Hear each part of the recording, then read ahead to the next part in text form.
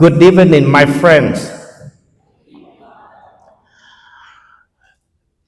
I have a story for you. The Woodlands, Texas, in 1998. Michael stood before his first house, 2 stories, 3 bedrooms, pool in back. His hand trembled as he held the key. His mother drove over from Katy. She toured every room, admired the master bedroom. Then they sat on the back porch watching the sunset. Mom, what do you think? She smiled. It's beautiful, honey. Really beautiful. Silence. Then she turned to him, her voice unusually serious. Michael, are you near the church? He laughed. Sure, Mom. There's one church about 15 minutes away. She didn't laugh back. Michael, I didn't ask if the church is near your house. I asked, are you near the church? Michael didn't understand, but the question stayed with him. 3 months later, his mother had a heart attack. She died instantly. Funeral, burial, then back to the Woodlands. When he opened the door of his 3-bedroom house, Michael stood frozen. 11 p.m.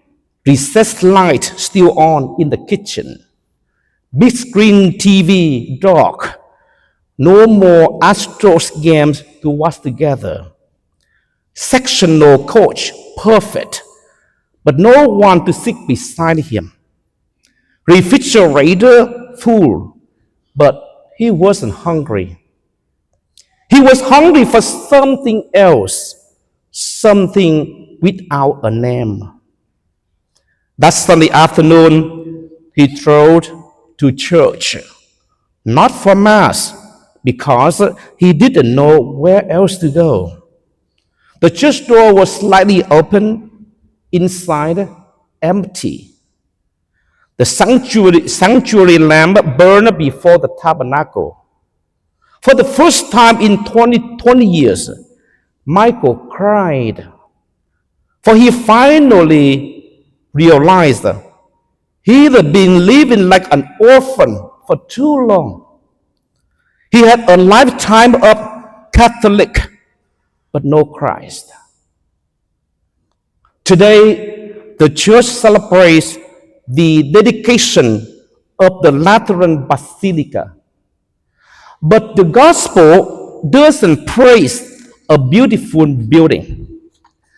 The gospel tells us about Jesus, angry.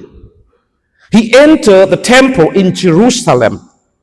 People selling sheep, money changers, merchants counting silver.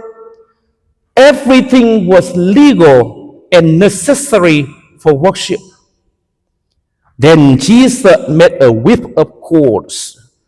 He overturned the money changers' tables. Silver scattered across the floor. He threw out the sheep, oxen, and doves.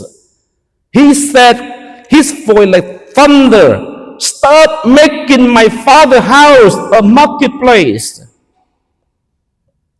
The problem wasn't that the temple was collapsing. The problem was the temple still stood, but felt empty. People still came, still offered sacrifices, still prayed, but their hearts weren't there anymore. They came to the temple like a bank visit.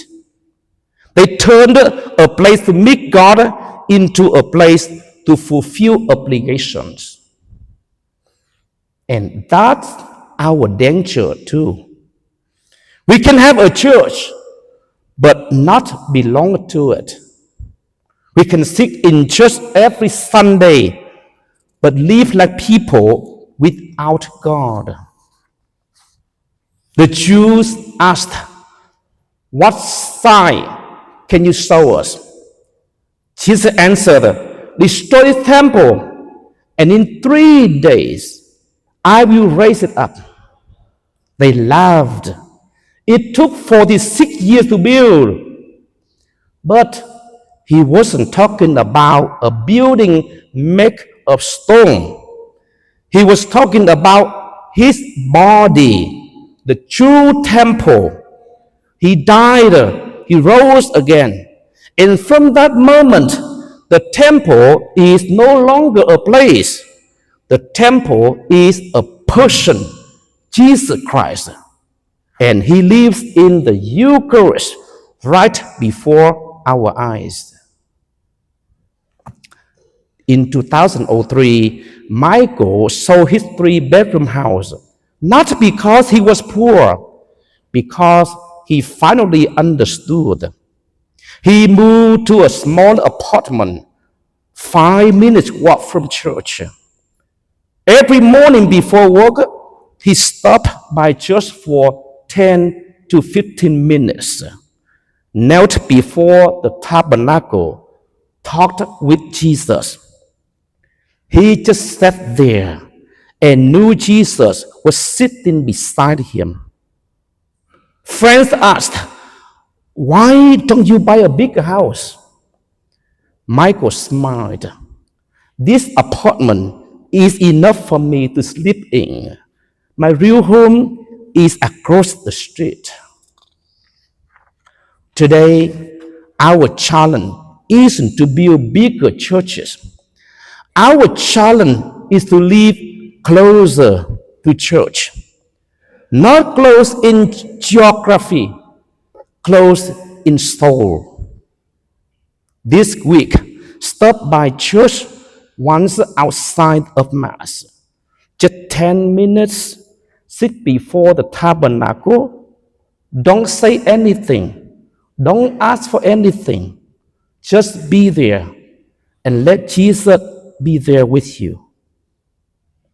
Church is where we return to be renewed, where we remember no matter how beautiful our earthly house is only temporary shelter.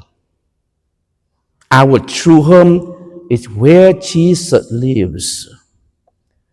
Jesus doesn't live in the temple built over 46 years.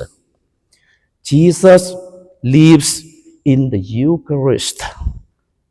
Jesus lives in our hearts. And he's waiting for us to come home. Come close. Stay, because only there do we truly live. Amen.